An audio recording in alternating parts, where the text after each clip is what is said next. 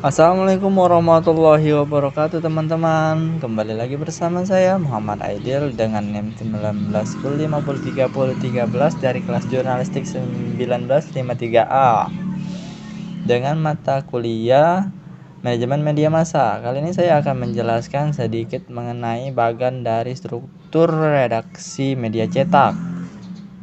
Baik, langsung saja kita simak yuk. Mari.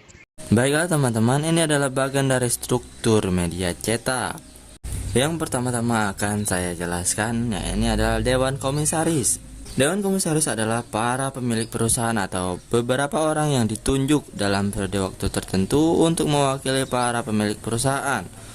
Anggota Dewan Komisaris diangkat dan diberhentikan melalui Rapat Umum Pemegang Saham atau RUPS. Dewan Komisaris dipimpin oleh seorang komisaris utama. Tugas utama dari anggota Dewan Komisaris adalah melakukan pengawasan terhadap Dewan Direksi dalam mengelola perusahaan. Selanjutnya, yakni Dewan Direksi.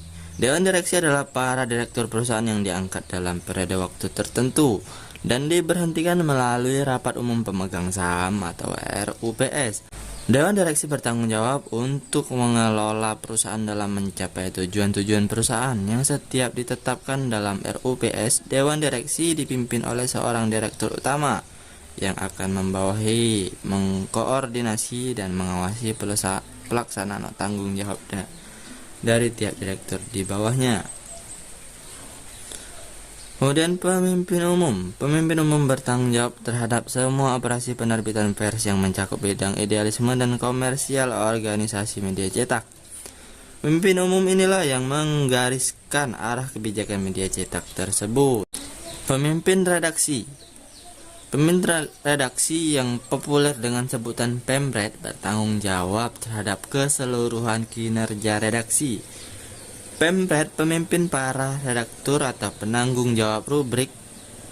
Kebijakan redaksional media cetak ditentukan oleh Pemret ini dengan mengacu pada kebijakan umum organisasi penerbitan media cetak tersebut. Pemimpin redaksi biasanya memimpin rapat perencanaan isi dan rapat penentuan isi media cetak. Selanjutnya, redaktur pelaksana atau penanggung jawab rubrik bertugas menentukan isi media cetak yang akan diterbitkan dan memutuskan pemuatan atau penolakan memuat tulisan yang dibuat wartawan atau penulis luar. Redaktur ini pula lah yang memberikan penugasan pada wartawan untuk melakukan kegiatan peliputan. Ada kalanya juga redaktur melakukan penulisan ulang atau rewrite tulisan yang dibuat para wartawan atau penulis luar. Selanjutnya yaitu reporter atau wartawan yang bertugas mencari, mengumpulkan, mengolah, dan menulis berita. Berita yang dikumpulkan itu biasa berupa penugasan dari redaksi, bisa juga merupakan inisiatif wartawan karena memperoleh informasi peristiwa yang bernilai berita. Karena itu, tugas utama reporter atau wartawan adalah meliput peristiwa-peristiwa yang mempunyai nilai berita. Wartawan atau reporter itu ada yang bertugas menyajikan informasi dalam bentuk tulisan sehingga disebut wartawan tulis. Selanjutnya, fotografer. Fotografer memiliki kerja utama, yaitu seorang fotografer adalah melakukan peliputan dengan kamera. Biasanya kerja fotografer bersama dengan wartawan atau reporter. Dengan kemampuan fotografinya diharapkan menghasilkan foto-foto yang menarik dan mampu menyampaikan informasi yang dibutuhkan pembaca. Memotret dari berbagai angle dan momen yang ada sehingga banyak variasi foto yang dihasilkan.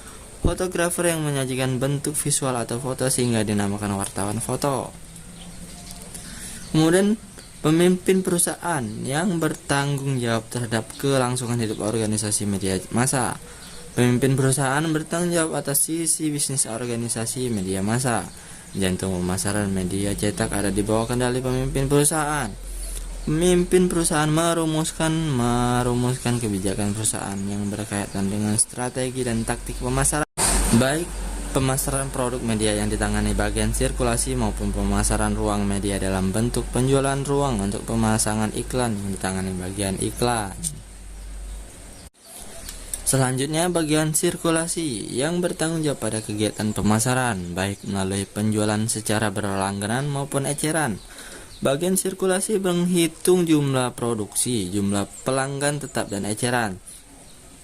Tentu saja bagian sirkulasi pun akan mencari strategi yang tepat untuk penjualan koran, majalah, atau tabloid. Misalnya dengan cara promosi, berhadiah, atau penyediaan potongan harga untuk berlangganan.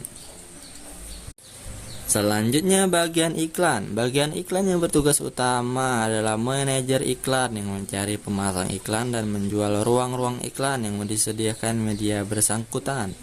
Pesaing media membuat bentuk-bentuk iklan makin beragam, baik iklan mengembangkan strategi kreatif untuk memasarkan iklan, bukan hanya dalam bentuk penjualan ruang media cetak untuk iklan display, tetapi dikembangkan bentuk-bentuk baru periklanan seperti infomersial, pariwara, advertorial, atau paket-paket periklanan menyambut hari besar keagamaan.